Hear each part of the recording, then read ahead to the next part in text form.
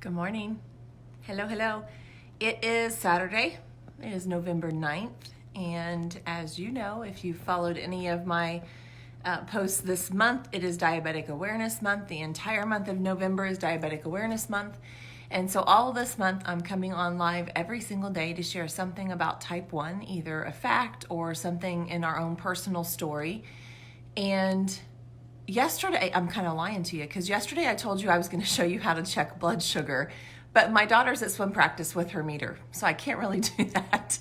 And I wanted to get this accomplished this morning, so I'll try to do that tomorrow, and I'll quit telling you what I'm going to do ahead of time because sometimes it just doesn't work. So what I thought I would share with you. So yesterday I shared signs of low blood sugar. I think that's what I shared. Yeah, signs of low blood sugar yesterday. So I thought today what I'd do is show you or tell you some signs of high blood sugar.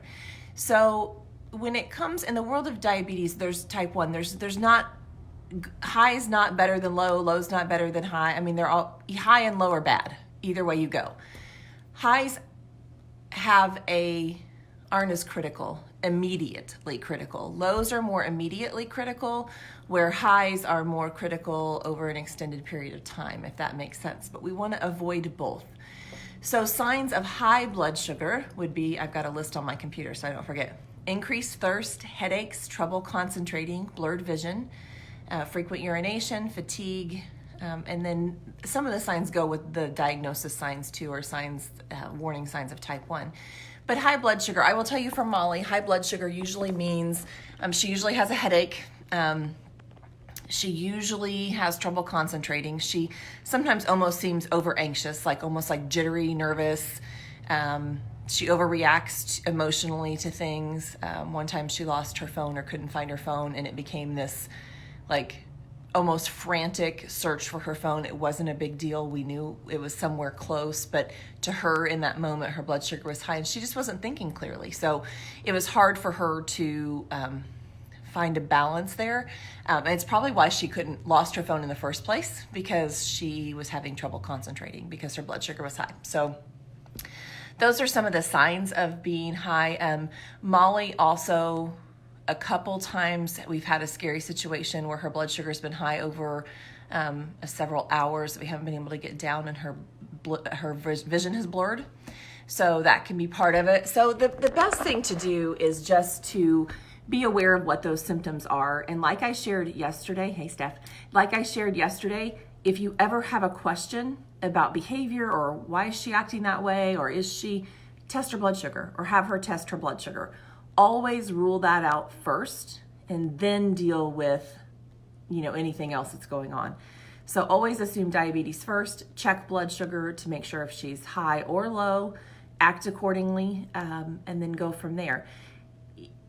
If Molly is in a position, and I kind of talked briefly about this yesterday, where she's not thinking clearly and not making good decisions, then that's a time when you would call for help, ask somebody close by, grab me if I'm close by. And here's the thing, 911 is there for a reason. And I think we all hesitate, or would hesitate to call 911 in a situation like that because, we don't want to overreact or over panic. I can tell you, in the case of my daughter, if her behavior is not normal and she's not responding to you telling her with verbal cues to check her blood sugar, don't hesitate to call 911. That's what they're there for.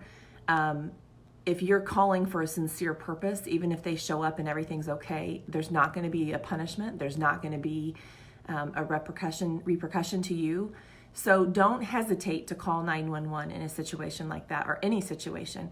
If somebody's behavior is sporadic, if somebody's behavior doesn't make sense, if a diabetic is not responding to the verbal cues to check their blood sugar, and you don't know what to do, pick up the phone and call 911. They will talk to you over the phone. They will tell you whether or not they're going to send somebody out. Most of the time, they're going to send somebody out. And I would rather have that happen. They would rather have that happen than get a call for a worse situation. So again, high blood sugar, increased thirst, headaches, trouble concentrating, blurred vision, frequent urination, fatigue. And those are the primary ones of high blood sugar. But as always, assume diabetes first, check blood sugar. If she's unable or unwilling to check her blood sugar, ask for help, scream for help for somebody around you, and don't hesitate to call 911 ever.